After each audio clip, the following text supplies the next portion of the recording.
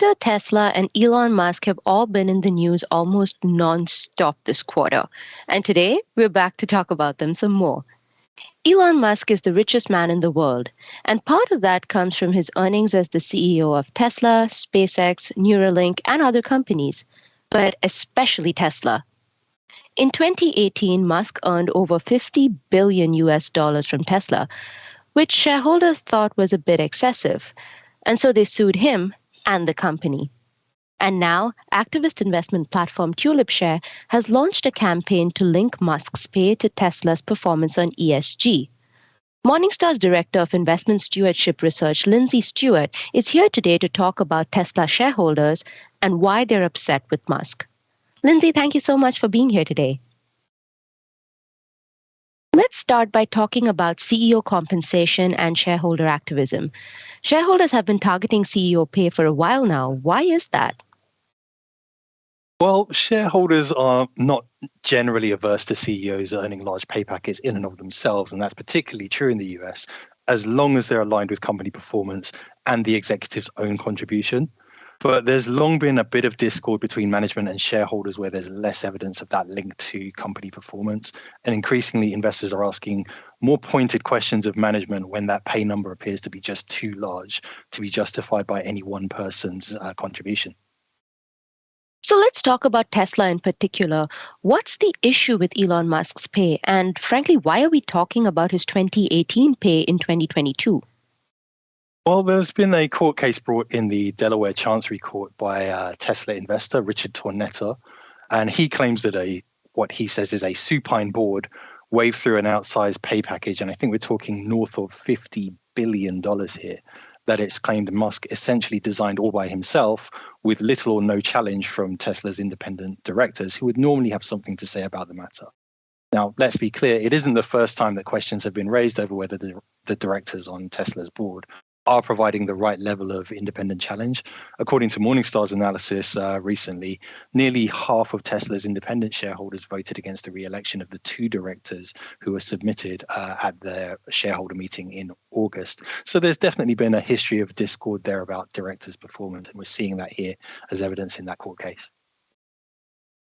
Now let's talk about what's happening at present. Tulipshare is trying to get shareholders to vote to link Musk's pay to ESG. Has something like this ever been attempted before? Well, yes. I think the idea that linking management's pay to metrics other than pure financial performance isn't a new one. In many sectors like the one I've worked in energy and construction, where issues like workplace safety or other things pose significant risks, it's long been common for those kinds of metrics to figure in management pay schemes. And increasingly, there are calls for managers to include wider environmental, social, human capital related metrics of a strategic nature within management pay. There isn't really a single right answer on how to do that because there's no single definition of what good sustainability performance or social performance actually looks like for a company. But for investors who are focused on the long term, ESG metrics are seen as a good proxy for the durability and quality of the company. And so many of them are keen for management pay to incorporate that much broader view. Can you give us some examples in the past where CEO pay has been linked to specific issues or outcomes? And what part did shareholder resolutions play in highlighting these issues? I think there are a few examples. Many companies have implemented ESG-linked pay. Some examples include Apple, Intel, McDonald's, Pepsi, and they've implemented metrics that relate to the environment, for example, climate change, or even social issues like diversity. And they go back a variety of periods. Some are recent, some are much more historic. And I think the increased focus that we've seen in shareholder resolutions and in company votes on climate change and diversity in particular, emphasized by many asset managers in their voting policies, as we saw in research that we published in the summer, that will start to make such measures much more common at companies. So we'll see that more often going forward.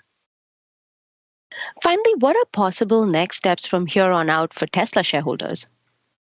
Well, it hasn't really been an easy few months for Tesla shareholders, has it, with the share price doing what it's done? And that shareholder base has actually expanded considerably, with Tesla being a top 10 S&P company now. So perhaps this is one more detail they could live without.